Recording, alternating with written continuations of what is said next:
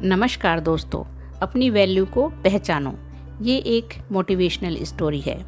एक बार एक बड़े से हॉल में बहुत सारे लोग बैठे थे। वहाँ पर दुनिया का एक बहुत ही बड़ा स्पीकर आने वाला था और सब लोग उनकी बातें सुनने के लिए वहाँ पर आए थे।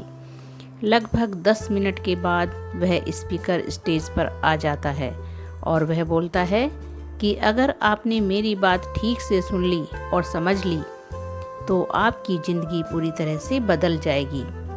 उसके बाद वह अपनी जेब से एक बिल्कुल नया चमकता हुआ 500 रुपये का नोट निकालता है और उसको ऊपर करके सबसे पूछता है कि ये नोट आप में से किसको चाहिए।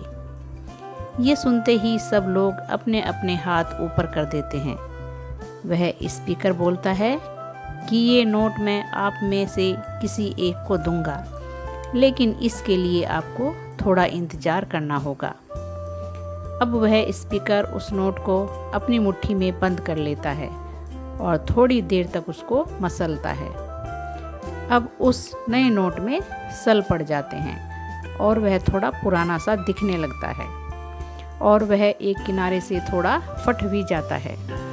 इसके बाद वह फिर उस नोट को ऊपर करके पूछता है, अब ये 500 का नोट किसको चाहिए। इस बार भी सभी लोग अपने हाथ ऊपर कर देते हैं। तब स्पीकर ने उस नोट को ज़मीन पर गिरा दिया और उस नोट पर 3-4 बार पैर रख दिया। इससे नोट और भी पुराना हो गया और उस पर थोड़ी मिट्टी भी लग गई थी। फिर उन्होंने उस नोट को ऊपर किया और पूछा कि अब बताओ, अब इस नोट को आप में से कौन लेना चाहता है। और इस बार फिर सब के सब ने अपने हाथ ऊपर कर दिए। स्पीकर अब नोट को फिर से नीचे ज़मीन पर गिरा देता है और उसके ऊपर कूद कूद कर उसको दोनों पैरों से रगड़ देता है और उसके ऊपर चाय भी गिरा देता है। अब नोट इतना गंदा हो जाता है कि उसको पहचानना भी मुश्किल हो जाता है। कोई भी उस नोट को देखता तो यही बोलता कि ये सिर्फ एक गंदा कागज़ का टुकड़ा है, अब यह बेकार है, इस दुनिया में इसकी कोई वैल्यू नहीं है। स्पीकर ने एक बार फिर उस नोट को उठाया और ऊपर करके सबसे पूछा, अब इस नोट को कौन कौन लेना चाहता है। और इस बार भी सब के सब ने अपने हाथ ऊपर कर दिए। कितना भी गंदा पुराना नोट, मिट्टी में सना हुआ, चाय का दाग लगा हुआ हो, लेकिन अभी भी वह 500 रुपये का नोट ही था। ज़िंदगी कई बार बड़े बड़े झटके देती है। आप एग्ज़ाम में फ़ेल हो जाते हो या जॉब के इंटरव्यू के बाद आपका सिलेक्शन नहीं होता। जब आपका बुरा समय चल रहा होता है और आप सिचुएशन का सामना कर रहे होते हो, उसके बाद आपको लगने लगता है कि आप सफलता के लायक ही नहीं हैं। आपको लगता है कि दूसरे लोग आपसे बेटर हैं और आप किसी काम के नहीं हो, आपकी कोई वैल्यू नहीं है।